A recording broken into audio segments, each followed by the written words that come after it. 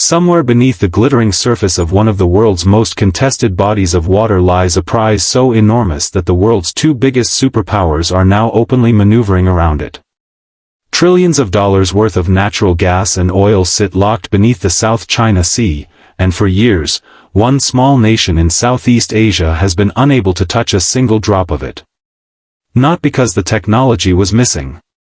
Not because the legal rights were unclear. But because a far more powerful neighbor had made it abundantly plain that any move toward those resources would come at a price. That all started to change when the United States of America stepped firmly into the picture, and what happened next sent shockwaves through diplomatic halls from Manila to Beijing to Washington. To understand why this moment matters so much, you have to go back and understand what the South China Sea actually is, and why so many countries are willing to strain relationships, spend billions, and send their Coast Guard vessels into dangerous standoffs just to stake a claim in these waters. The South China Sea stretches across roughly 3.5 million square kilometers of ocean, bordered by countries including China, the Philippines, Vietnam, Malaysia, Brunei, and Taiwan. On the surface, it looks like any other stretch of Pacific water. But beneath those waves, geologists and energy analysts believe there are reserves of natural gas estimated at up to 900 trillion cubic feet, alongside billions of barrels of oil. Some estimates are even higher. One Chinese study put potential undiscovered reserves at over 200 billion barrels of oil equivalent. To put that in perspective, Saudi Arabia, the world's most famous oil nation, holds proven reserves of around 260 billion barrels. The South China Sea could be, in energy terms, nearly as significant as the entire Arabian Peninsula. The United States Energy Information Administration, one of the most credible energy research bodies in the world, has confirmed that the South China Sea holds significant quantities of both oil and natural gas in proved and probable reserves. Around 11 billion barrels of oil and 31.2 billion barrels of oil equivalent in natural gas are estimated to sit in areas that can be measured with some confidence. But the truly enormous figures come from the unexplored depths, the sections of the sea that remain almost entirely unmapped because the political climate around these waters has made sustained exploration next to impossible. Billions of dollars of potential energy wealth remain essentially untouched, locked away not by nature but by geopolitics. For the Philippines, this situation has created a painful paradox. The country sits right on the edge of one of the most energy-rich regions on Earth, and yet it imports nearly half of its natural gas requirements. The Philippines has some of the highest electricity costs in all of Asia, a reality that has kept foreign investors hesitant and has left ordinary Filipino families paying far more than their regional neighbors for basic utilities. The irony is stark. A nation surrounded by potential energy abundance is struggling with an energy poverty that affects its economy, its development goals, and the daily lives of millions of its citizens. Addressing that contradiction has become one of the central challenges of modern Philippine governance, and it is a challenge that leads directly to the tensions now unfolding across the South China Sea. The lifeline that the Philippines has depended on for decades is a gas field called Malampaya. Located off the northwest coast of Palawan province and facing directly out toward the South China Sea, Malampaya has been supplying more than 20% of the electricity needs of Luzon, the Philippines' most populous island. For over 2 decades, this single offshore gas field has been fundamental to keeping the lights on across Manila, the sprawling capital city, and the vast network of towns and communities across Luzon that depend on its power grid. But Malampaya is aging. Production has been declining, and energy analysts and Philippine government officials have been warning for years that the country urgently needs to find new domestic sources of energy before Malampaya runs dry and leaves a gaping hole in the national power supply.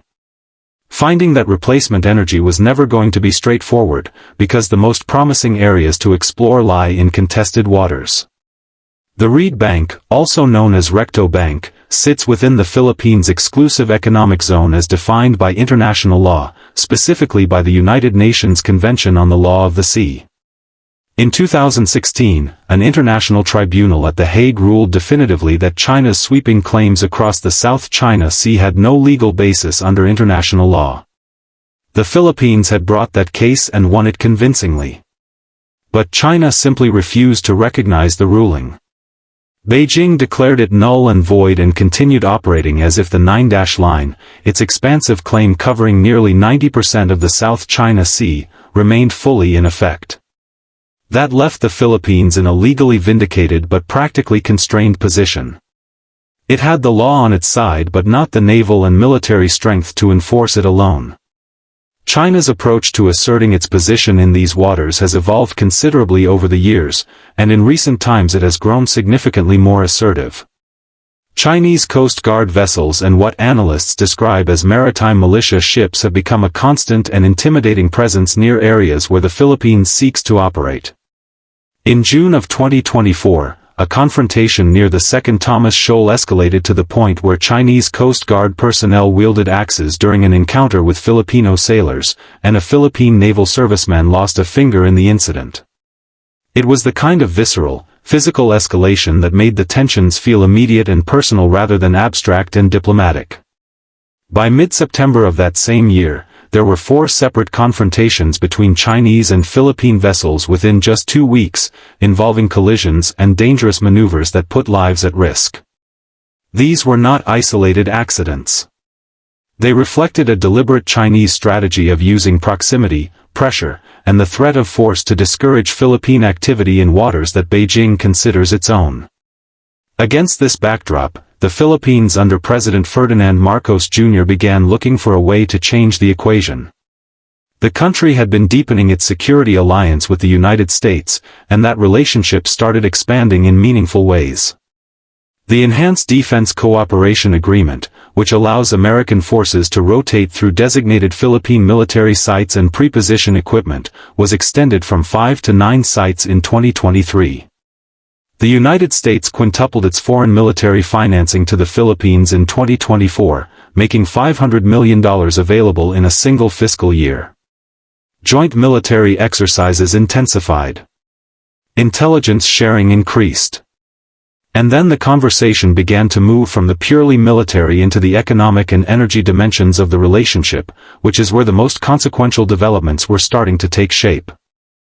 Philippine Energy Secretary Rafael Lotilla confirmed in early 2025 that American companies had expressed serious interest in oil and gas projects within the Philippines. He was careful with his words, declining to name specific companies while negotiations remained in early stages, but the signal was unmistakable. American energy firms were looking at the Philippines not just as a distant emerging market but as a serious investment destination, one worth committing capital and expertise to despite the geopolitical complexity surrounding the region. Lotilla noted that the areas under discussion involved ultra-deep drilling within the Philippine archipelago, suggesting that the interest was substantial and technically serious rather than exploratory or speculative. He also made a point that was both reassuring and revealing, sharing that American companies had told him their interest was driven by the economics of the opportunity and not by changes in political administrations, meaning this was not simply a function of whoever happened to be in the White House at a given moment. The Philippine ambassador to Washington, José Manuel Romualdez, was even more direct in characterizing what was happening. He described his country as working in a calculated way with the United States and its allies, including Japan and Australia, to develop a comprehensive energy strategy for the South China Sea resources that fall within Philippine territory. He framed this explicitly as an extension of the security alliance, an effort to transform military partnerships into tangible economic benefits that ordinary Filipinos would be able to feel. His language was confident and forward-looking, describing a nation that had made a strategic decision to lean fully into its Western partnerships rather than continuing to pursue the kind of hedged relationship with Beijing that had defined earlier periods of Philippine foreign policy. When he said that what is ours, and that the Philippines would not be stopped from exploring resources within its exclusive economic zone, he was channeling a sentiment that had been building across the country for years. Beijing's response to these developments was swift and predictable. Chinese Foreign Ministry spokespersons made clear that any energy development efforts in the South China Sea should not harm what China describes as its maritime rights, interests, and sovereignty in the region. That framing is itself revealing, because it treats Chinese claims in areas that international courts have ruled invalid as established facts deserving respect, while framing Philippine actions within legally recognized territory as potential violations of Chinese prerogatives.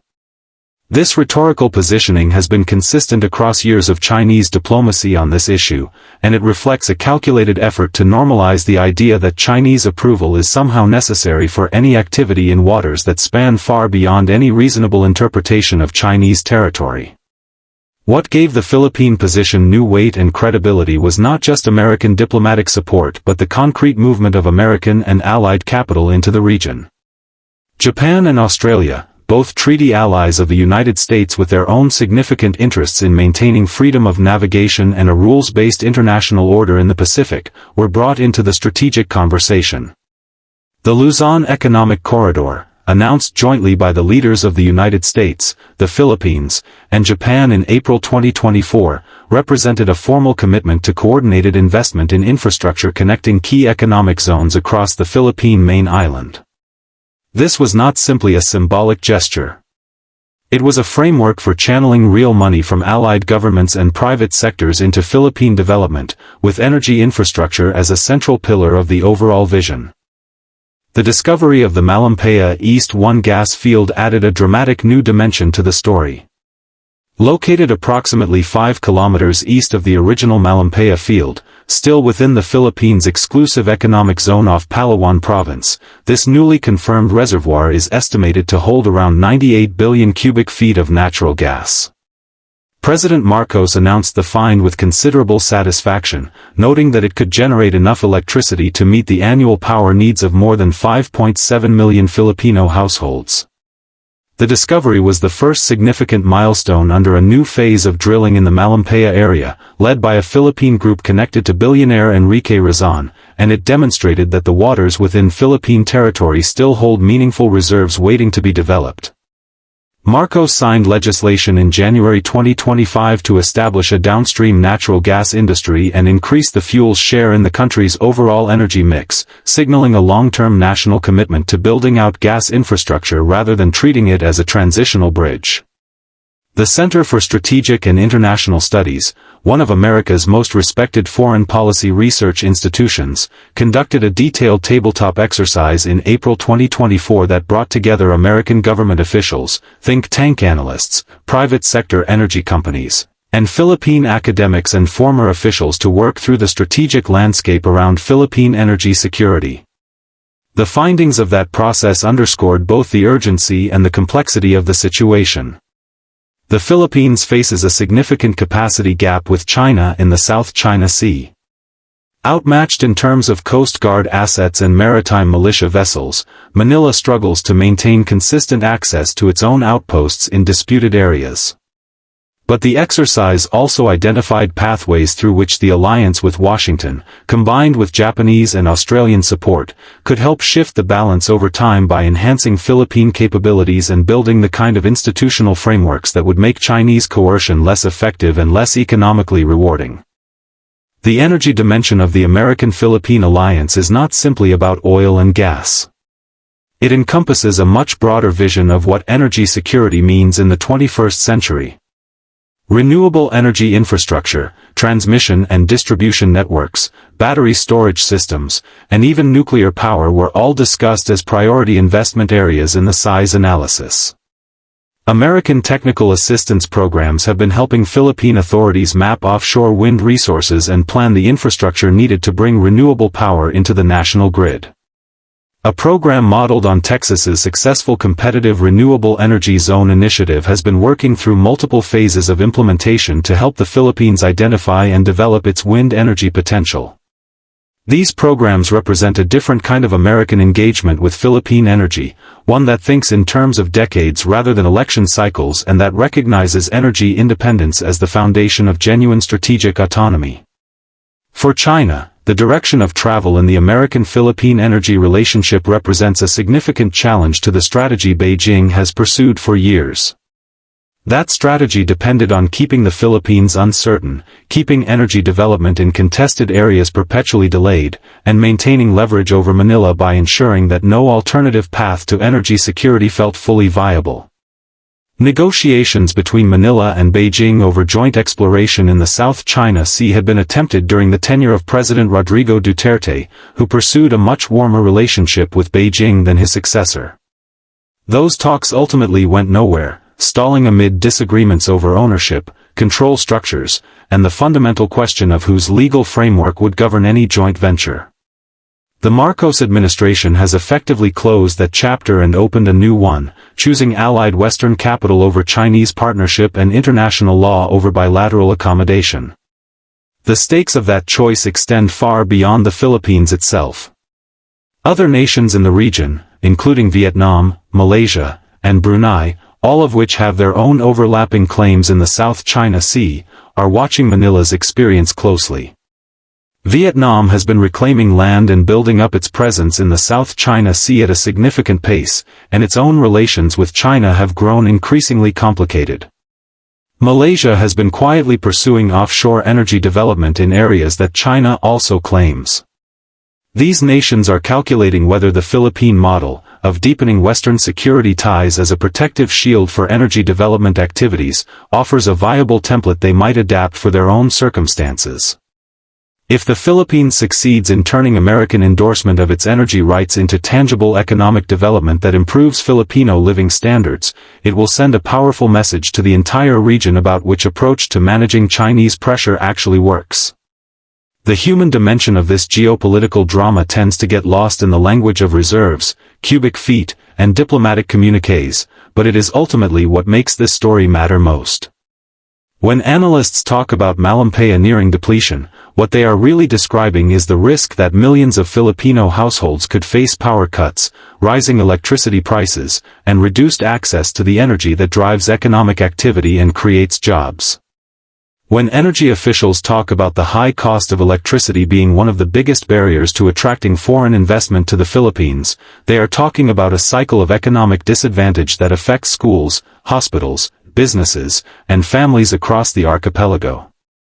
Every barrel of oil and every cubic foot of gas that the Philippines is able to develop within its own legally recognized territory is a resource that can help break that cycle, lower costs, and build a more resilient economy that is less vulnerable to external pressure of any kind. The broader geopolitical lesson playing out across the South China Sea touches on questions that go far beyond any single nation's energy supply. It asks what international law actually means in practice when a powerful country simply refuses to accept rulings that go against it. It asks how smaller nations can protect their legitimate rights and interests when the cost of enforcement is measured in the risk of physical confrontation with a vastly larger neighbor. It asks whether economic interdependence, which many analysts long believed would moderate Chinese behavior in the region, has proven to be an effective deterrent or whether it has instead become a source of vulnerability. The answers that are emerging from the Philippines' experience suggest that firm legal positions, backed by credible alliance relationships and anchored in concrete economic development, offer a more durable foundation for national security than ambiguity or accommodation ever could. What makes the current moment particularly significant is the convergence of several factors that have been building independently for years. Philippine public opinion has hardened considerably against Chinese behavior in the South China Sea, with repeated incidents at sea generating domestic anger and political pressure on the government to take a firmer stand. American interest in countering Chinese influence in the Indo-Pacific has elevated the Philippines from a valued but sometimes overlooked ally to a frontline partner of genuine strategic importance.